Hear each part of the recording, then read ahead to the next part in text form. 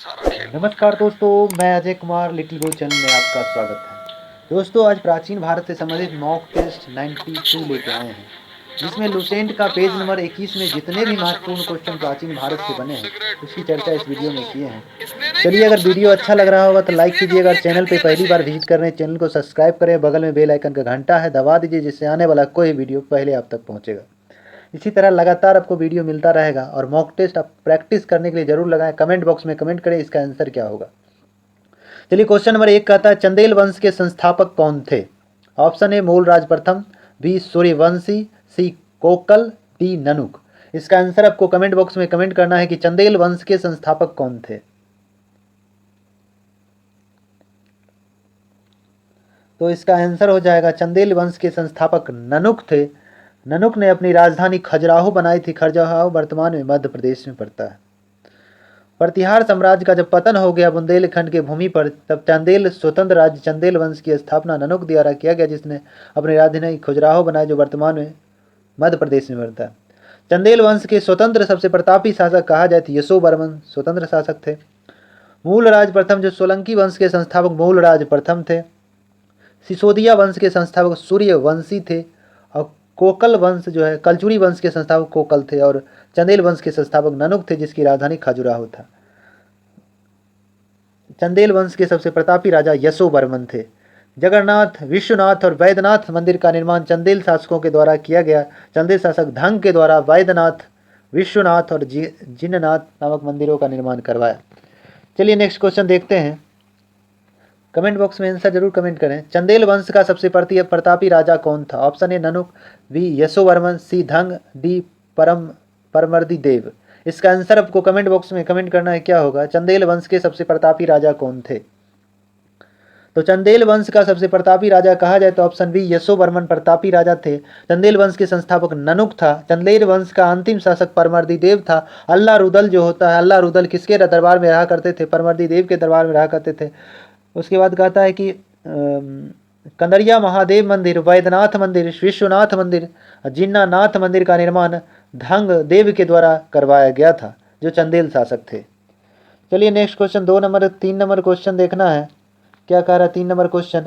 अल्लाह उदल या अर्रा रुदल का जो नाच होता है, अल्लाह उदल किसके दरबार में रहा करते थे? Option A Nannuk, B Yashovarman, C Dhang, D Paramardi Dev. इसका आंसर आपको कमेंट बॉक्स में कमेंट करना है कि अल्लाह उदल, अल्लाह रुदल लोग बोलता है, अल्लाह उदल होता है। अल्लाह एवं उदल दोनों भाई थे। ये किसके दरबार में रहा करते थे? तो इसका आंसर हो जाएगा ऑप्शन डी, चंदेल शासक परमर्दी देव के दरबार में रहते थे। चंदेल वंश का अंतिम शासक परमर्दी देव था। संस्थापक ननुक, जिसकी राजधानी खजुराहो बनाया था। चंदेल वंश का स्वतंत्र प्रतापी शासक यशोवर्मन था। चंदेल शासक धंग देव ने कंदरिया महादेव मंदिर, वैद्यनाथ मंदिर, विश्वनाथ मंदिर और जिन्नानाथ मंदिर का निर्माण करवाया था। चलिए नेक्स्ट क्वेश्चन देखते हैं। 4 नंबर क्वेश्चन कहता है, कहाँ कंदरिया महादेव मंदिर का निर्माण करवाया? ऑप्शन ए चंदेल शासक, बी कलचुरी शासक, सी सोलंकी शासक, डी बहमनी शासक। इसका आंसर आपको कमेंट बॉक्स में कमेंट करना है कि कंदरिया महादेव मंदिर का निर्माण किसने करवाया। तो इसका आंसर हो जाएगा ऑप्शन ए चंदेल शासकों द्वारा कंदरिया महादेव मंदिर का निर्माण करवाया। चंदेल शासक धंग देव के द्वारा कंदरिया महादेव मंदिर, वैद्यनाथ मंदिर, विश्वनाथ मंदिर, जिन्नानाथ मंदिर का निर्माण धंग देव के द्वारा करवाया गया था, जो चंदेल शासक थे। कलचुरी वंश के संस्थापक कोकल थे। चंदेल वंश के संस्थापक ननुद थे। सोलंकी वंश के संस्थापक अगर कहा जाए तो मूलराज प्रथम थे, जबकि बहमनी वंश के संस्थापक हसन गंगू थे। चलिए नेक्स्ट क्वेश्चन देखते हैं। 5 नंबर क्वेश्चन कहता है, सोलंकी वंश के संस्थापक कौन थे? ऑप्शन ए मूलराज प्रथम, बी ननुक, सी परमर्दी देव, डी भीम द्वितीय। इसका आंसर आपको कमेंट बॉक्स में कमेंट करना है कि सोलंकी वंश के संस्थापक कौन थे। तो सोलंकी वंश के संस्थापक मूलराज प्रथम थे। तो ऑप्शन ए हो जाएगा सोलंकी वंश के संस्थापक मूलराज प्रथम थे। कलचुरी वंश के संस्थापक कोकल थे।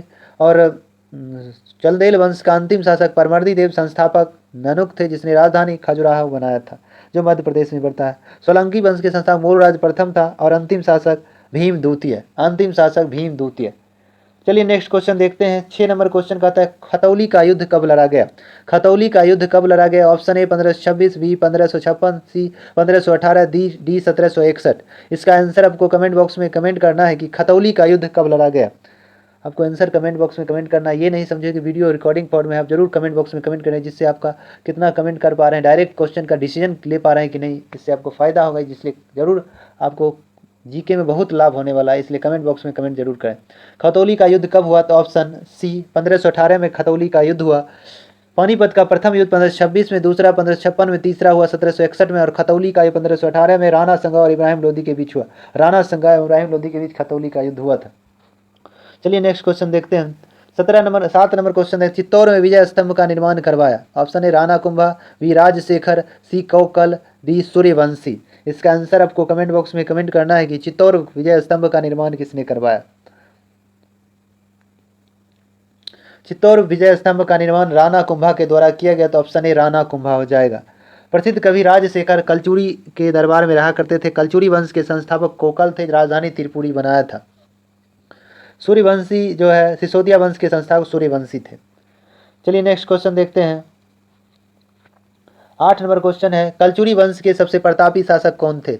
Option A Kokal, B Rajshekhar, C Gangdev, D Karnadev. इसका आंसर आपको कमेंट बॉक्स में कमेंट करना है। कलचुरी वंश के सबसे प्रतापी शासक कौन थे? कलचुरी वंश के सबसे प्रतापी शासक के बारे में बताना है। तो कलचुरी वंश का सबसे प्रतापी अगर शासक कहा जाए, सबसे महान शासक कहा जाए, तो कर्णदेव था। कर्णदेव था। राजशेखर कलचुरी के दरबार में रहा करते थे। और कलचुरी वंश का एक शक्तिशाली शासक कहा जाए तो गंगदेव था। गंगदेव। कलचुरी वंश का सबसे महान शासक कर्णदेव था। तो इसका कलचुरी वंश का सबसे प्रतापी शासक कहा जाए तो कलचुरी वंश का एक शक्तिशाली शासक कहेंगे तो गंगदेव था। और कलचुरी वंश का सबसे महान शासक कहा जाए तो कर्णदेव था। तो कर्णदेव महान कहेंगे, प्रतापी महान हो जाएगा, ऑप्शन डी कर्णदेव। चलिए नेक्स्ट क्वेश्चन देखते हैं। 9 नंबर क्वेश्चन, गुजरात का अंतिम हिंदू शासक कौन था? ऑप्शन ए कर्ण द्वितीय, बी हर्षवर्धन, सी लक्ष्मण सेन, डी भीम प्रथम। इसका आंसर आपको कमेंट बॉक्स में कमेंट करना है, क्या होगा? गुजरात का अंतिम हिंदू शासक कौन था?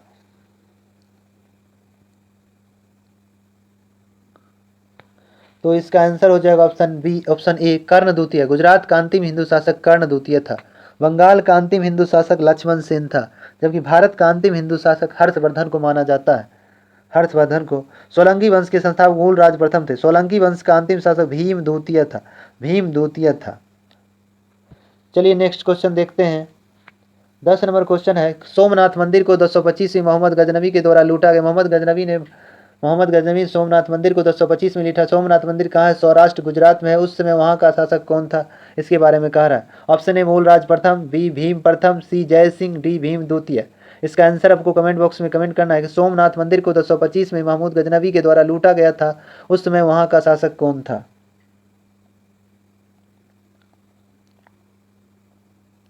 तो हो जाएगा ऑप्शन ए भीम प्रथम के शासनकाल में 225 में आक्रमण किया था महमूद गजनबी। भीम प्रथम वहाँ का शासक था। सोलंकी वंश के शासक भीम प्रथम थे। उसके बाद मूल राज प्रथम कहा जाए तो सोलंकी वंश का संस्थापक मूल राज प्रथम था। सोलंकी वंश का अंतिम शासक भीम द्वितीय थे। भीम द्वितीय थे। और मढ़ौरा का सूर्य मंदिर का निर्माण सोलंकी राजा जय सिंह सिद्धराज के द्वारा किया गया था। चलिए नेक्स्ट क्वेश्चन देखते हैं। 11 नंबर क्वेश्चन है, प्रसिद्ध जैन विद्वान हेमचंद्र किसके दरबार में रहा करते थे? प्रसिद्ध जैन विद्वान हेमचंद्र किसके दरबार में रहा करते थे? ऑप्शन ए मूलराज प्रथम, बी भीम प्रथम, सी भीम द्वितीय, डी जय सिंह सिद्धराज। इसका आंसर आपको कमेंट बॉक्स में कमेंट करना है, क्या होगा कि प्रसिद्ध जैन विद्वान हेमचंद्र किसके दरबार में रहा करते थे? प्रसिद्ध विद्वान हेमचंद्र जो है किसके दरबार में रहा करते थे, इसके बारे में आपको कमेंट बॉक्स में कमेंट करना है। तो हेमचंद्र अगर कहा जाए तो जय सिंह सिद्धराज के दरबार में रहा। सोलंकी शासक जय सिंह सिद्धराज के दरबार में रहा करते थे। सोलंकी वंश का सबसे शक्तिशाली शासक जय सिंह सिद्धराज था। प्रसिद्ध जैन विद्वान हेमचंद्र जय सिंह सिद्धराज के दरबार में रहा करते थे। और सोलंकी वंश के संस्थापक मूल राज प्रथम था। सोलंकी वंश का अंतिम शासक भीम प्रथम था। भीम प्रथम था। सोलंकी वंश का अंतिम शासक कौन था? सॉरी, भीम प्रथम नहीं होगा। भीम प्रथम तो कहा जाए तो महमूद गजनबी के समय, महमूद गजनबी जब भारत पे सौराष्ट्र पर आक्रमण किया उस समय भीम प्रथम था। सोलंकी वंश का अंतिम शासक भीम द्वितीय। सोलंकी वंश का अंतिम शासक भीम द्वितीय। संस्थापक मूलराज प्रथम था और राजधानी अहिलवारा बनाया था। शैव धर्म को अनुयायी था। भीम प्रथम के शासनकाल मोहम्मद गजनबी ने आक्रमण किया और दिलवारा का जैन मंदिर माउंट आबू राजस्थान में भीम प्रथम के शासनकाल में विमल शाह के द्वारा बनाया गया था। चलिए नेक्स्ट क्वेश्चन देखते हैं। 12 नंबर क्वेश्चन देखना है, मोढेरा का सूर्य मंदिर का निर्माण करवाया। ऑप्शन ए चंदेल शासक, बी कलचुरी शासक, सी सोलंकी शासक, डी बहमनी शासक। इसका आंसर आपको कमेंट बॉक्स में कमेंट करना है, क्या होगा। मढ़ौरा में सूर्य मंदिर का निर्माण करवाया। मढ़ौरा में सूर्य मंदिर का निर्माण करवाया। मढ़ौरा में सूर्य मंदिर का निर्माण किसके द्वारा करवाया गया, तो चंदेल सोलंकी शासक जो है जय सिंह सिद्धराज के द्वारा कराया गया था, तो सोलंकियों के द्वारा करवाया गया, तो ऑप्शन सी हो जाएगा। मढ़ौरा का सूर्य मंदिर का निर्माण जो है सोलंकी शासक जय सिंह सिद्धराज के द्वारा बनवाया गया था। चलिए नेक्स्ट क्वेश्चन देखते हैं। 13 नंबर क्वेश्चन, बघेल वंश का उदय किस राज्य में हुआ। Option A Kashmir, B Gujarat, C Maharashtra, D Goa. इसका आंसर आपको कमेंट बॉक्स में कमेंट करना है कि बघेल वंश का उदय किस राज्य में हुआ था।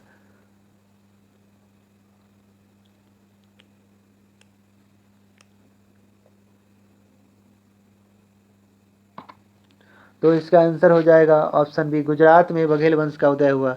कहता है कि ये भीम द्वितीय जो सोलंकी वंश का अंतिम शासक भीम द्वितीय ने एक सामंत लवन प्रसाद सामंत था, जिसको गुजरात में बघेल वंश की स्थापना की थी। बघेल वंश जो है कर्ण द्वितीय गुजरात का अंतिम शासक जो है कौन था, तो वही गुजरात का अंतिम शासक कर्ण द्वितीय जो बघेल वंश से संबंधित है। चलिए नेक्स्ट क्वेश्चन देखते हैं। 14 नंबर क्वेश्चन का, तो दिलवारा का जैन मंदिर जो माउंट आबू कहाँ स्थित है। Option A Rajasthan, B Gujarat, C Maharashtra, D Goa.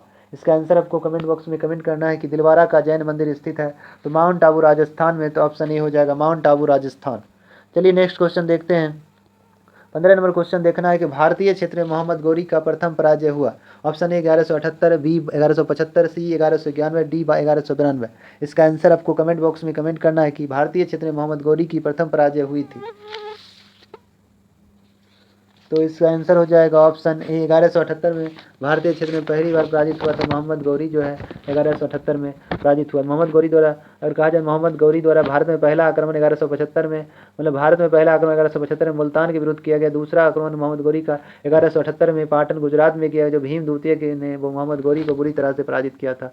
Bhim द्वितीय जो है सोलंकी वंश का अंतिम शासक भीम द्वितीय ने मोहम्मद गौरी को बुरी तरह से पराजित किया था। मोहम्मद गौरी गजनवी का अधीन एक छोटा सा राज था जो 1177 में शहाबुद्दीन मोहम्मद गौरी के नाम से शासन किया। पहला आक्रमण मुल्तान के विरुद्ध 1175 में किया, दूसरा आक्रमण पाटन गुजरात के विरुद्ध किया था और उस समय भीम द्वितीय वहां का गौरी को बुरी तरह से परास्त किया। तराइन का प्रथम युद्ध 1191 मोहम्मद गौरी और पृथ्वीराज चौहान के बीच हुआ, जिसमें विजयी हुआ पृथ्वी चौहान। तराइन का द्वितीय युद्ध 1192 मोहम्मद गौरी और पृथ्वीराज चौहान के बीच हुआ, जिसमें विजयी हुआ मोहम्मद गौरी। तराइन का तृतीय युद्ध 1215 में हुआ इल्तुतमिश यल्दौज, जिसमें विजयी हुआ इल्तुतमिश। चंदावर का युद्ध 1194, चंदावर का युद्ध 1194 मोहम्मद गौरी और जयचंद के बीच हुआ, जिसमें विजयी हुआ मोहम्मद गौरी। चलिए नेक्स्ट क्वेश्चन देखते हैं। विक्रमशिला विश्वविद्यालय के में बौद्ध धर्म की किस शाखा का शिक्षा दिया जाता था। Option A Mahayana, B Hinayana, C Vajrayana, D इनमें से सभी। इसका आंसर आपको कमेंट बॉक्स में कमेंट करना है कि विक्रमशिला विश्वविद्यालय में बौद्ध धर्म की किस शाखा का शिक्षा दिया जाता था। विक्रमशिला विश्वविद्यालय की स्थापना पाल शतक धर्मपाल के द्वारा किया गया था, क्योंकि विक्रमशिला नामक विश्वविद्यालय को बर्बाद करने का काम बख्तियार खिलजी के द्वारा किया गया। और विक्रमशिला में बौद्ध धर्म की किस शाखा को दीक्षा दिया जाता था, बौद्ध धर्म के वज्रयान शाखा का दीक्षा दिया जाता था। बौद्ध संघ दो भागों में बट गया, किस बौद्ध संघ, चौथी बौद्ध संघ थी हीनयान महायान। चौथी बौद्ध संघ थी कहाँ, कुंडलगंज जम्मू कश्मीर में हुआ था, प्रथम सभापति में प्रथम। चलिए नेक्स्ट क्वेश्चन देखते हैं, तो इसका आ जाएगा ऑप्शन सी वज्रयान। चलिए नेक्स्ट क्वेश्चन देखते हैं। 17 नंबर, सोलंकी वंश की राजधानी थी। ऑप्शन ए अहिलवारा, बी मुंगेर, सी धारा, डी भागलपुर। इसका आंसर आपको कमेंट बॉक्स में कमेंट करना है कि सोलंकी वंश की राजधानी कहाँ थी। तो सोलंकी वंश की राजधानी अहिलवारा थी और पाल वंश की राजधानी मुंगेर था। और धारा कहा जाए, धारा किसका था, धारा नगरी हम बार बार करते थे, धारा नगरी किसका था, परमार वंश का अगर कहा जाए तो राजधानी जो है धारा नगरी बना। पहला तो राजधानी उज्जैन था, बाद में वो धारा नगरी बनाया था। धारा नगरी राजा भोज शासन काल में धारा नगरी बना था ये। चलिए नेक्स्ट क्वेश्चन देखते हैं। 18 नंबर, विक्रमशिला विश्वविद्यालय स्थित है। Option A Nalanda, B Bihar Sharif, C Bhagalpur, D Gaya. इसका आंसर आपको कमेंट बॉक्स में कमेंट करना है। विक्रमशिला विश्वविद्यालय की स्थापना धर्मपाल के द्वारा किया गया था, जो पाल शासक था। विक्रमशिला विश्वविद्यालय कहाँ स्थित है, तो ऑप्शन सी हो जाएगा भागलपुर में स्थित है, जबकि अदनपुरी विश्वविद्यालय बिहार शरीफ में नालंदा में स्थित है।